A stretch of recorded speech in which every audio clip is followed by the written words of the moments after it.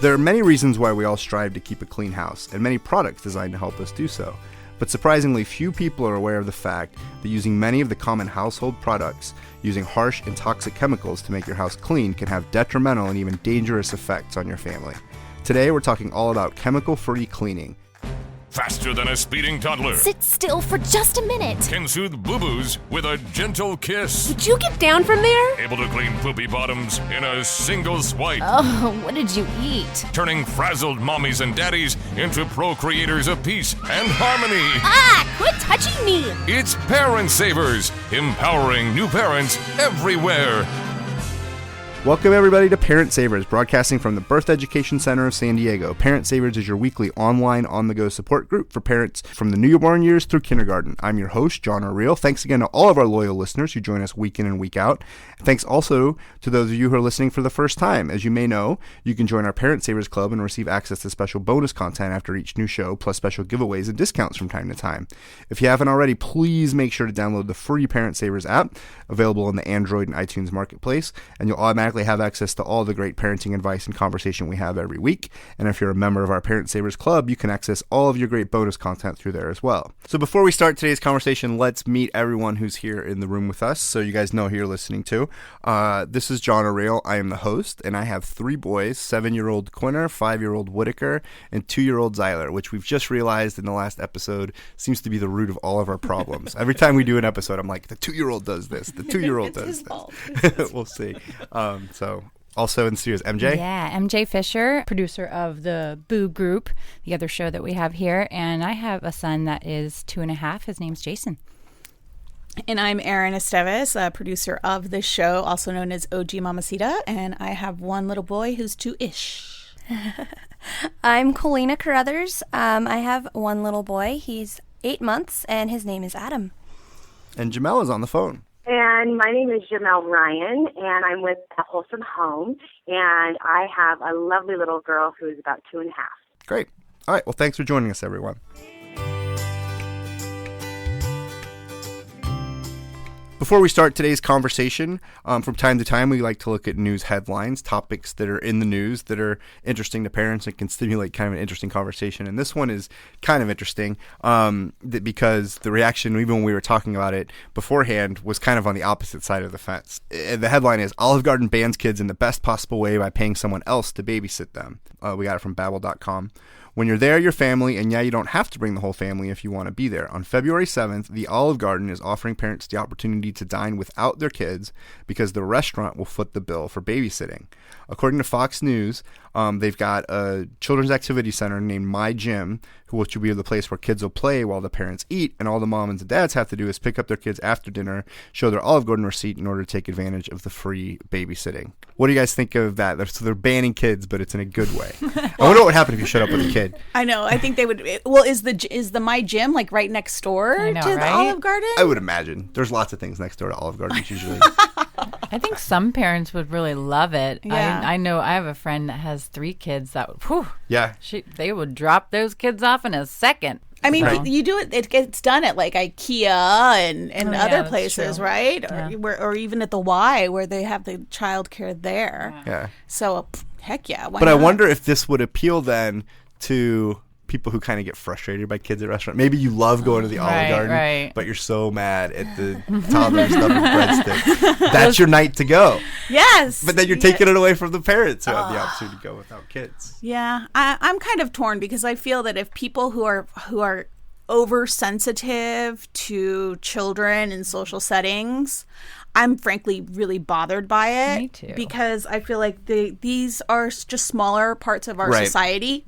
Right. If And you so don't like there's it, stay home. right. And so then there's the flip side of it. Like, why do you have to ditch the Right. kids? Right. And they were kids once, those people that get annoyed, like, don't you remember that you were a child too once? Like, Yeah, and sometimes adult behavior is very annoying. I mean, you know, somebody at the table next to you had a few too many, Yeah, or get they're really loud, loud. or they Yes. just are very obnoxious in what they're saying, and so. But for those that listened to our recent episode at Valentine's Day about spicing up your marriage after Yes, kids, yes. sometimes it's nice. Oh, and absolutely. to remember Oh, yeah. that that's your wife and that's your husband. I think maybe if the word banning kids Right, I was think- out of it, that and would be Might have been Right. I so think bad. it gives a good negative connotation. It yeah. is. My 'cause first reaction was pretty bad.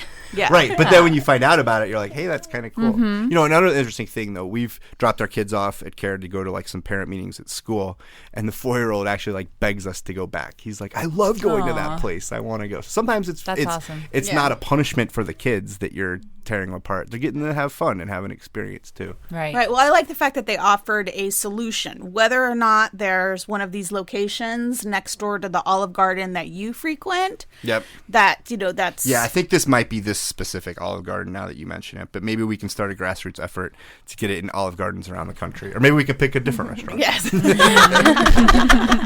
As well.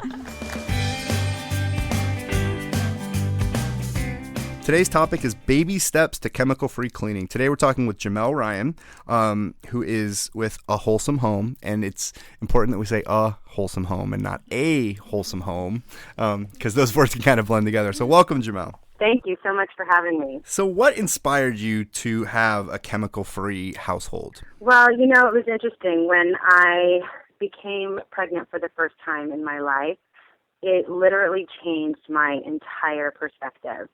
And I began at that time a journey down a holistic living path.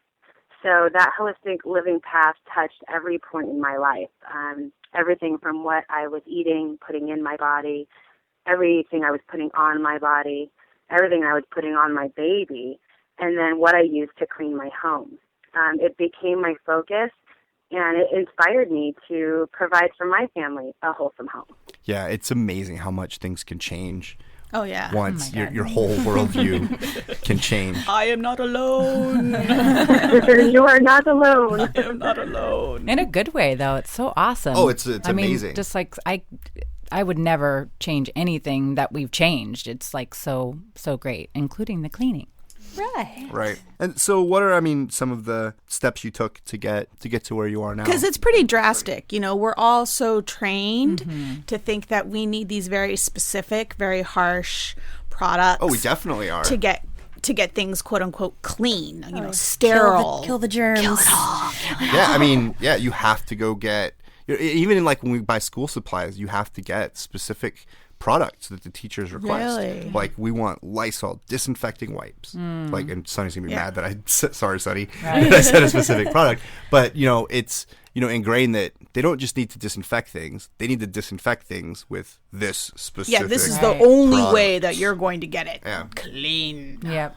And I think a lot, too, it comes off of what our families used as we were growing up. A lot of these products were created, back when we were kids. And so our parents started using them, our moms specifically, and it was just like, oh, well, that's what my mom used, and I know our house was always so clean, and, I have to use the same stuff, not realizing what it was doing to us. Yeah, we need to have that smell. Yeah. And all aspects of parenting, that is such a tough thing to break free of, or at least identify, is you're doing things because that's how you remember it. Right. That's what constitutes clean, is if it smells a certain way or... And I'm sure sometimes that person, in some of our cases, might be the one judging if things are clean Yeah. in your house. And, and that's what many of us are trying to live up to as well. So what were the first steps you took? For me, I think my actual first step when it comes to cleaning the household is I literally just started doing research. I researched everything I could possibly find on general products that I could use that I knew were safe and non-toxic, and if they were going to really clean my house. And then I just started experimenting. That sounds awesome. Yeah, I know. it also sounds time consuming, so I think that you have to spend that time up front. Well, but I think yes and no, right? I think that's a really good point, that the idea that, oh, I'm just going to snap my fingers and all of a sudden be chemical free. You do need to kind of experiment and see what works. And it actually can be, it's not immediate results, but it really probably doesn't take that long to start figuring some great things out. Right, and we have Pinterest now.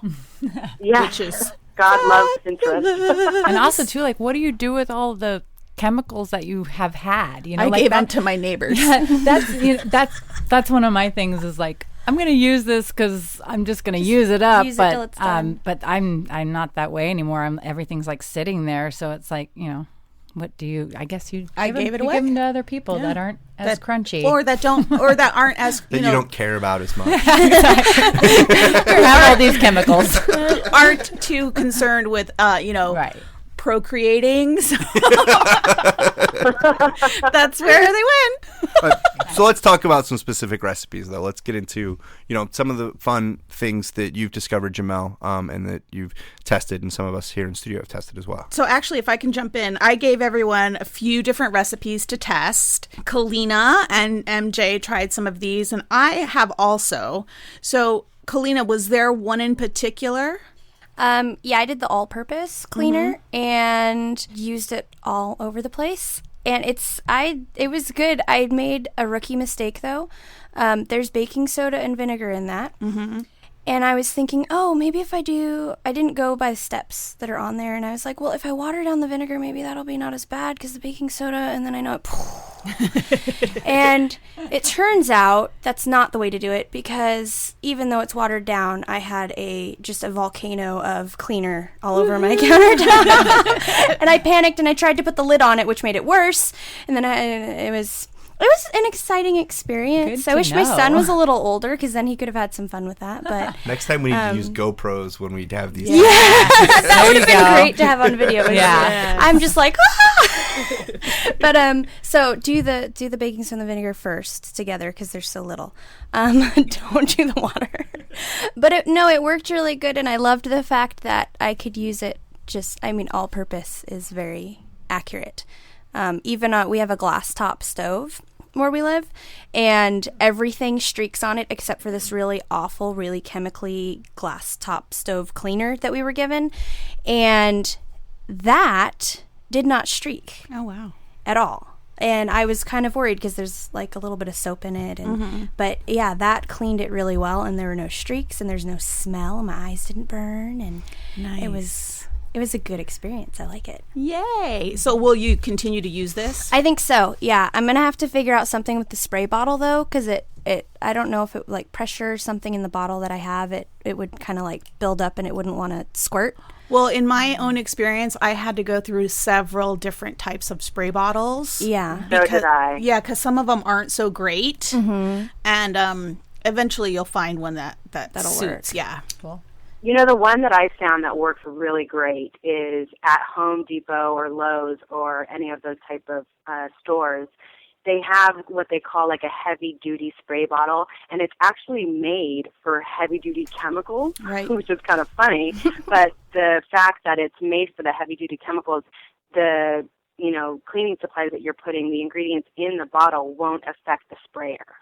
So it's actually a really great sprayer too. That is really funny that's the spray bottle. Well, I know it's like heavy duty chemical sprayer. Yeah. And I think that it's really boils down to suction is what it is. I think it has to do with the tube that leads down to the bottom of the bottle, how well it is secured with the upper part of the bottle. Because the bottles that I ended up getting, I got from a restaurant supply store. Oh. Yeah, so then those work fabulous, too, because they also have the measurements on them and stuff. I don't know what they're doing with them in restaurants, but... So, Jamel, what would you add to this all-purpose cleaner? There's a couple of essential oils that I actually, I kind of trade off, and I add them to a very similar recipe. My all-purpose cleaner has the same ingredients. The only difference is instead of the Dawn dish soap, I actually use Dr. Bronner's all-purpose salsa soap, but still the white vinegar and baking soda and the warm water is key to kind of melt everything together. And then I actually add a couple different essential oils. One of them is just straight lemon essential oil.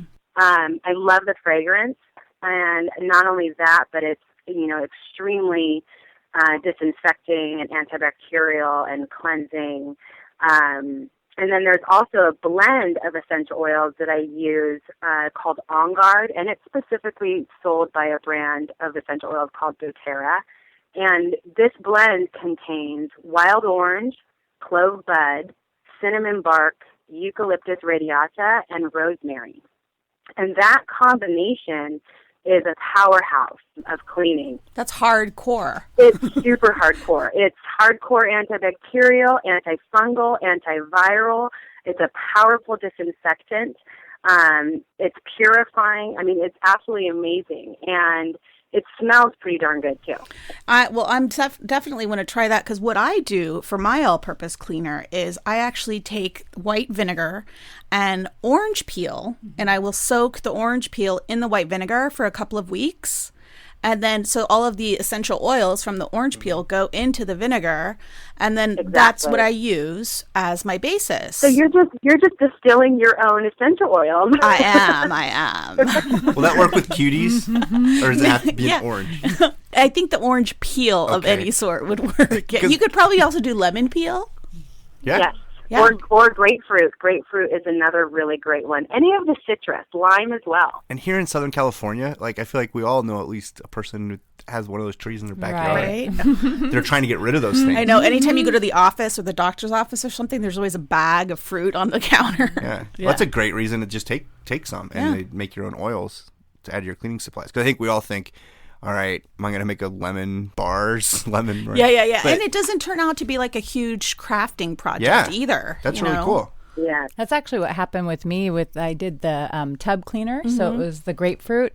And my girlfriend lives in Fallbrook, and she has a huge grapefruit tree, and she gave me like this, and I love grapefruits, but she gave me a huge bag, and so I'm just, giving them to friends. And then this came up, and I was like, great, I'm going to be using the grapefruit. And so, I actually used it. I did it this morning, procrastinator that I am.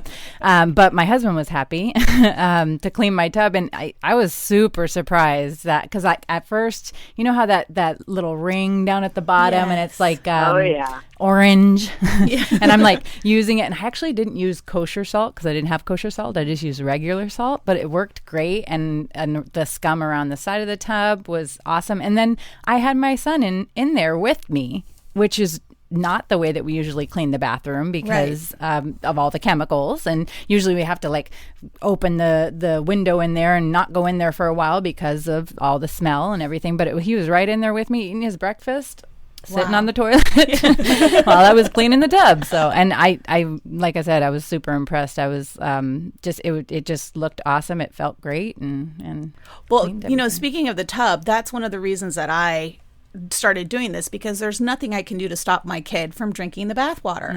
I know, exactly. Let's take a quick break right here. We'll be right back. Welcome back, everybody, to Parent Savers. Today we're talking with Jamel Ryan, who is with A Wholesome Home. Okay, so Jamel, we're going to be talking a little bit about dusting sprays and about what could be safe on some of our more delicate furnishings, and also what we can use on pretty much everything and anything. So we have a recipe for dusting spray that's essentially a vinaigrette. It has olive oil, lemon juice, vinegar, and water. What would you add to that? How would you take care of your delicate furniture? Actually, the lemon juice is a wonderful ingredient in this recipe. I just personally, instead of using the juice, I would just use the actual essential oil. You would probably need a lot less. This recipe calls for a teaspoon of lemon juice, and I would probably use a few drops, maybe 2 to 3 drops of pure lemon essential oil. And lemon essential oil is going to help you kind of break up the soot and the grease and any leftover stuff that you want to clean off of your furniture, as well as the dust. Right. I had inherited a wooden table that had been owned by a smoker, and that I used this dusting spray to pull off all of that stink. Is there anything else that we could use that might be a little other than antibacterial, but maybe anti-pest? If we, for example, have pets and we want to make sure that, certain areas aren't affected so much by them? Yes, and for pest control, one of the best essential oils for that is peppermint. It really helps to kind of deter all kinds of biting insects and pests of all kinds, even spiders. Oh, wow. But also with regard to the dusting spray specifically, there's another blend that's called Purify, and it contains a various amounts of essential oils. It has lemon, lime, pine, citronella, melaleuca, and cilantro.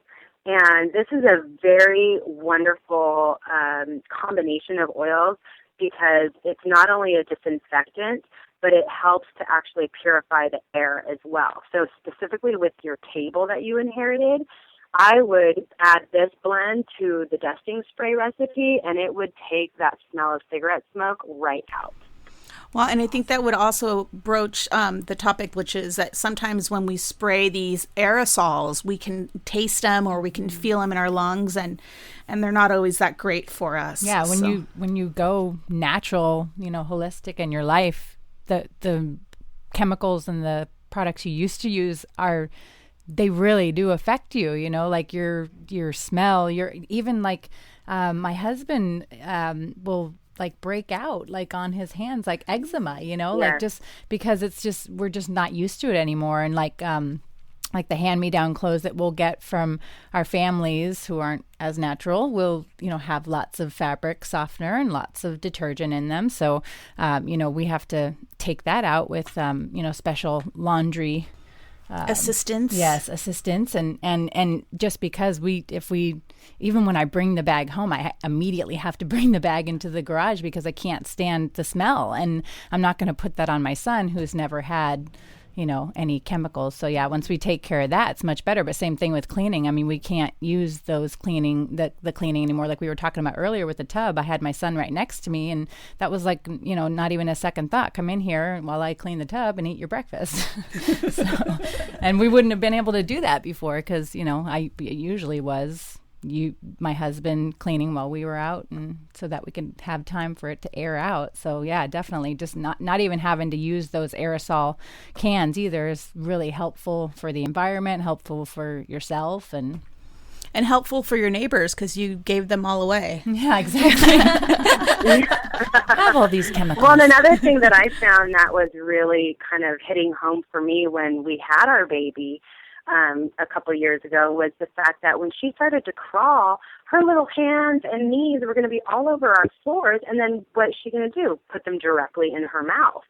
So, I mean, we not only stopped wearing the tennis shoes and the shoes in the household so we don't bring in all the soot off the street, but also what I cleaned my floors with was so very important to me because I knew it was going to go right into my baby. Yep. So what do you clean your floors with? That's what I was going to ask because we're at that stage right now. He crawls everywhere, and we have like wood floors, and it's a nightmare. We have pets, so then the fur flies around. And I never realized until we moved into a home with no carpet, because that was always our goal. We didn't want carpet because we knew how gross carpet got. And so when we moved into a place right before we had my son where there was no carpet, then we realized, holy crap, all of this stuff we can see now was in our carpet. And that's awful. But I know cleaning wood floors, and I wasn't sure about that all-purpose cleaner, and I didn't want to do anything crazy because we're renting the house, and I didn't want to ruin all the wood floors. So, but that would be my big question: is what would be a good thing on wood floors, especially that's safe for that, and then of course safe for the family. Well, for our household, we have the fake wood floors. We have the Pergo down. And we have one of those hard floor cleaners, the actual machine that's similar to like a vacuum, but it's for hard floor cleaning. And the solution that I put inside of it is very similar to the all-purpose cleaner that we've already talked about today. It contains vinegar and a little bit of I use the Dr. Bronner's Castile soap instead of the Dawn dish soap, but you could use either one, and then the baking soda and the warm water. And then I drop a few different essential oils in it. I drop Melaleuca, or also known as tea tree oil, because it's super antibacterial. And then I also do a citrus. I trade off between the grapefruit and the lemon and the lime because I just love that citrusy fragrance. To me, it smells clean. But it doesn't leave any type of streaking on our floors at all, I think because of the vinegar.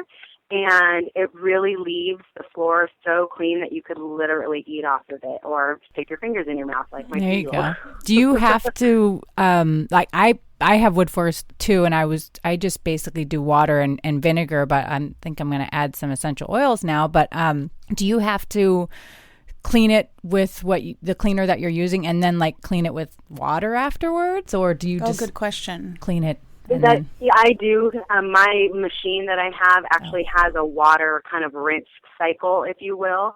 So it disperses the solution that I put in there with the vinegar and the baking soda and everything like that.